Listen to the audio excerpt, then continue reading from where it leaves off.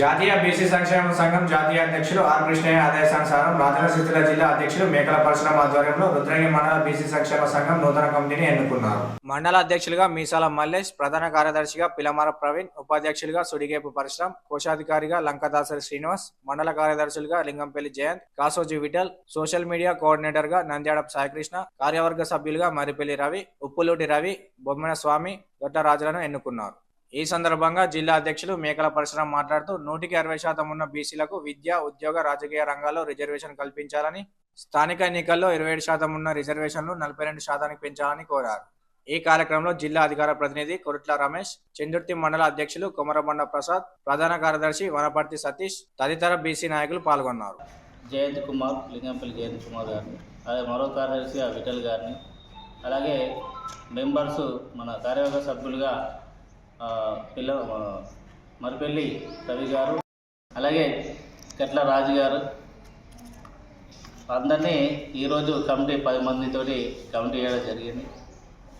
ఇట్టి కార్యక్రమానికి విచ్చేసినటువంటి మన రాజరాజేశ్వరి జిల్లా అధ్యక్షులు మేకల పరశురామన్న గారు, అలాగే చందుర్తి మండల అధ్యక్షులు అమరగొండ ప్రసాద్ అన్న గారు, అలాగే చందుర్తి మండల ప్రధాన కార్యదర్శి గారు సతీష్ గారిని, అలాగే అధికార ప్రతినిధి కుర్ల రమేష్ గారు వచ్చినటువంటి వారికి మా రుద్రంగి మండల కమిటీ తరఫున ప్రత్యేక ధన్యవాదాలు తెలియజేస్తూ, ఈ బీసీ వెనుకబడిన కులాల వారికి జరుగుతున్నటువంటి అన్యాయాలను, అలాగే విద్య, వైద్యం, అలాగే రాజకీయం సంస్థలో అందరికీ సమాన హక్కు రావడానికి కోసం మా వంతు మండల నుంచి మా వంతు మేము కృషి చేస్తామని ఈ సందర్భంగా తెలియజేస్తూ, ఇక్కడికి వచ్చినటువంటి అందరికీ మా యొక్క ప్రత్యేక ధన్యవాదాలు తెలియజేస్తూ, రుద్రంగి మండల కమిటీ ఎన్నికల్లో భాగంగా ఈరోజు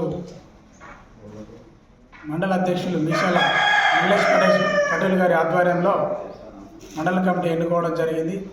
చాలా ఉత్సాహంగా కనపడుతున్నారు, చాలా సంతోషంగా ఉంది ఇక్కడ. మరియు బీసీలకు విద్య, ఉద్యోగాల్లో, రాజకీయాల్లో మన ఎంత జనాభా ఉందో తగిన విధంగా వాటాలు రావట్లేదు. కాబట్టి మనకు విద్య, ఉద్యోగాల్లో, రాజకీయాల్లో కనీసం 50% రిజర్వేషన్ వచ్చే విధంగా మరియు కేంద్ర ప్రభుత్వాలపై, రాష్ట్ర ప్రభుత్వాలపై మన వినికిడి వినిపించాలని ఇందులో భాగంగా కమిటీలు వేసుకుంటూ వెళ్ళడం జరిగింది.